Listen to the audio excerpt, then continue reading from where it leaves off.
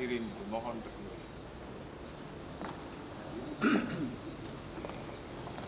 Tingginya sama saja, cuma ada berbeda sedikit.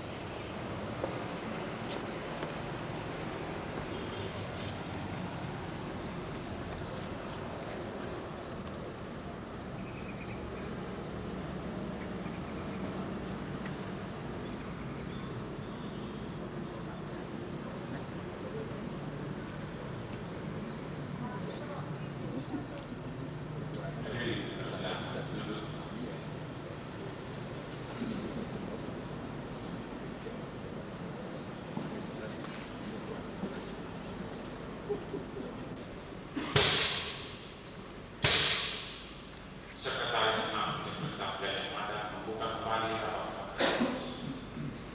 Rapat Senat terbatas dinyatakan dibuka kembali.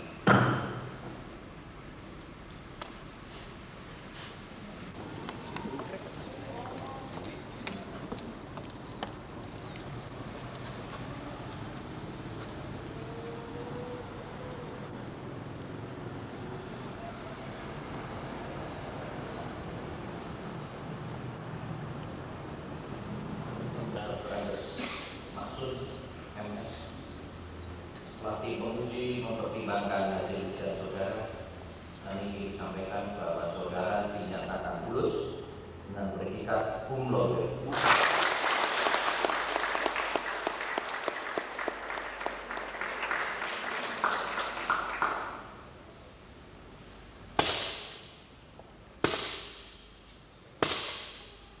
Penandatanganan ijazah dilanjutkan dengan penyerahan. Hadirin dimohon berdiri.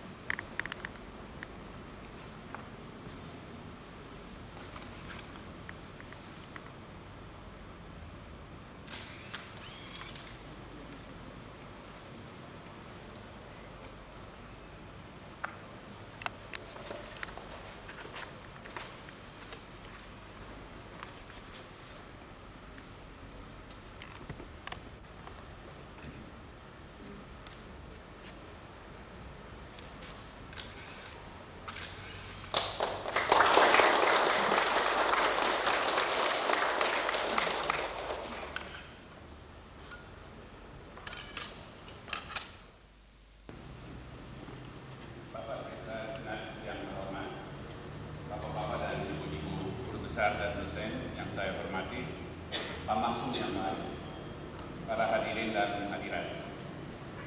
Kesempatan ini mau saya manfaatkan untuk mengucapkan selamat kepada Pak Maksum yang baru saja memperoleh derajat doktor. Dari segi sosiolinguistik, keadaan pasca ujian ini merupakan hal yang menarik. Menurut peraturan akademis, Pak Maksum mulai sekarang perlu disapa dengan menggunakan istilah doktor, akan tetapi hanya oleh kaum yang tidak atau belum sederajat dengannya. Artinya saya hanya akan memakai kata sapaan Pak, yang sebenarnya juga berbeda dari yang saya pakai pada permulaan ujian terbuka ini. 1 jam yang lalu saya masih menggunakan sapaan saudara Provenus. Akan tetapi mulai sekarang saya akan mantan mahasiswa saya yang sudah lulus ujian promosinya dengan memakai istilah Pak. Lagi pula istilah promovendus perlu dilesatkan karena sudah memutus, yaitu promosi telah tercapai. Perlu saya tekankan di sini bahwa kata-kata sapaan dalam dunia akademis perlunya memainkan peran yang tidak terlalu penting. Yang sebenarnya perlu diutamakan ialah tugas ilmiah yang berkaitan dengan tercapainya gelar-gelar akademis. Diraihnya gelar doktor berarti menjadi penanggung jawab atas kemajuan ilmu, bukan hanya berkaitan dengan diri sendiri, melainkan juga dengan memanfaatkan bimbingan mahasiswa S2 dan S3 secara serius. Saya berharap Pak Maksum akan menjadi seorang peneliti yang bersedia mengembangkan riset tentang bahasa-bahasa daerah yang dipakai di Indonesia Timur. Saya mengharap dana yang sekarang sedang disediakan pemerintah pusat untuk pengembangan dan perkembangan Indonesia Timur bukan hanya digunakan untuk mengembangkan ekonomi, infrastruktur, dan pendidikan daerah tersebut, melainkan juga untuk merekam dan menganalisis bahasa-bahasa di Indonesia Timur. Oleh karena penelitian tentang bahasa merupakan bagian integral dari penelitian tentang kebudayaan. Kebudayaan terdiri antara lain atas bahasa, sejarah, adat istiadat, sastra, agama, ekonomi, dan struktur sosial. Kebudayaan merupakan sesuatu yang dimarkai oleh varietas dan kompleksitas. Misalnya, siapa di antara kita di sini yang betul-betul tahu tentang sistem-sistem kata bilangan dalam bahasa Austronesia dan bahasa-bahasa Papua di Irian Jaya? Siapa yang telah mencatat secara terperinci istilah-istilah kekerabatan atau istilah-istilah alat dan bagian alat seorang tani, nelayan, atau tukang kayu di pesisir Jawa, apalagi di pantai di arah Halmahera? Siapa yang telah meneliti istilah flora dan fauna secara lengkap? Dan siapa yang telah mengkaji secara mendalam penggunaan tumbuhan-tumbuhan sebagai jamu atau pembersih air yang bisa menggantikan obat hasil perusahaan kimia? Dengan melakukan penelitian tentang aspek-aspek ini dan dengan memberitahukan hasilnya kepada orang awam, orang akan lebih banyak tahu tentang pikiran orang lain. Makin lengkap pengetahuan manusia tentang manusia, makin banyak penduduk dunia ini akan saling menghargai, dan saling penghargaan ini menjadi dasar saling pengertian dan membantu menghindari peristiwa yang kurang diinginkan seperti gangguan politik atau perang. Kebudayaan di dunia ini berbeda-beda, akan tetapi sudah jelas bahwa semua kebudayaan yang begitu kompleks dan berbelit-belit mempunyai sebuah struktur, yaitu merupakan sebuah sistem. Mencari, menguraikan, dan memelihara sistem ini yang terdiri atas bermacam-macam subsistem merupakan tugas utama ahli bahasa, sosiologi, sejarah, antropologi, sastra, ekonomi, dan seterusnya.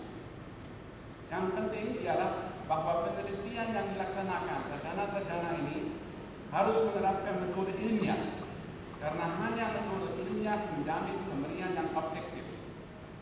Ahli-ahli tidak boleh berperanggapan bahwa ada sistem yang lebih sempurna atau yang lebih berwibawa daripada yang lain. Karena kalau penelitiannya tidak objektif, hasilnya juga tidak akan objektif, dan dengan begitu tidak mencerminkan realitas. Satu hal lagi yang ingin saya sampaikan kepada Pak Maksud, merupakan kenyataan bahwa ada kecenderungan musnahnya banyak bahasa di dunia ini. Sebabnya bermacam-macam. Misalnya munculnya lingua franca dunia yang baru, yaitu bahasa Inggris. Atau juga munculnya bahasa nasional seperti bahasa Indonesia. Meskipun Undang-Undang Dasar 45 menjamin pemeliharaan bahasa daerah, kalau bahasa daerah itu dipelihara penuturnya, ada bahayanya beberapa bahasa daerah punah. Alasannya ialah jumlah penutur yang sangat terbatas dan peran yang dimainkan bahasa Indonesia dan bahasa daerah tertentu. Pada tahun 45 diasumsikan bahwa bahasa Indonesia dan bahasa daerah mempunyai distribusi komplementer, yaitu bahasa Indonesia berfungsi sebagai alat komunikasi antar etnis dan bahasa daerah sebagai alat komunikasi intra etnis. Akan tetapi 40 tahun bahwa banyak orang Indonesia menggunakan bahasa Indonesia dan bukan bahasa daerah sebagai alat komunikasi intra etnis, baik untuk keagamisan maupun untuk kulit. Juga merupakan kenyataan bahwa bahasa daerah yang penduduknya banyak dan yang dianggap berwibawa, misalnya dialek Melayu Manado, mengakibatkan hilangnya bahasa daerah kecil seperti bahasa Konsea di Sulawesi Utara. Kebanyakan orang Konsea sekarang menggunakan bahasa Melayu Manado sebagai alat komunikasi pertamanya. Perkembangan seperti yang diberikan di atas bisa diamati di mana-mana di dunia dan mengakibatkan dibentuknya lembaga-lembaga yang bertujuan merekam dan menganalisis bahasa-bahasa yang terancam ini. Bukan dengan maksud menyelamatkan bahasa-bahasa ini, karena ini bukan tugas ahli bahasa, melainkan untuk menambahkan pengetahuan kita tentang bagian sebuah kebudayaan yang mungkin sekali akan lenyap. Misalnya, Konferensi Internasional Linguistik Australia yang baru saja diadakan di Leiden, Belanda, membentuk sebuah lembaga yang salah satu tujuannya ialah pencarian dana yang bisa diberikan kepada sarjana muda yang bersedia turun ke lapangan untuk mengumpulkan data tentang bahasa yang terancam. Justru bahasa ini merupakan bahasa yang belum diteliti, terutama oleh karena kebudayaan penuturnya sering dianggap kurang menarik.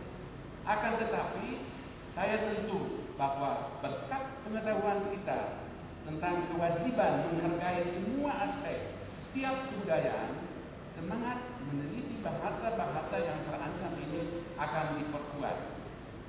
Saya mengharap Pak Maksum dapat menyampaikan catatan-catatan kecil ini kepada koleganya dan mahasiswanya, supaya pengetahuan manusia tentang semua aspek kebudayaan-kebudayaan di dunia ini diperkaya terus-menerus.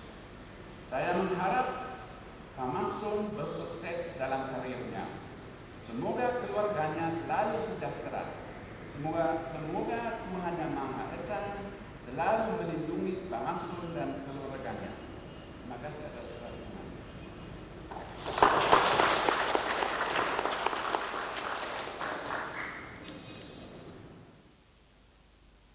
Tutup dengan ini diberitahukan bahwa saudara dalam contoh ke-241 yang berpromosi di yang bersangkutan adalah staf pengajar pada FKIP Universitas Mataram di Lombok, saudara. Akhirnya dengan mengucapkan syukur alhamdulillah, dengan ini rapat sidang terbatas ditutup.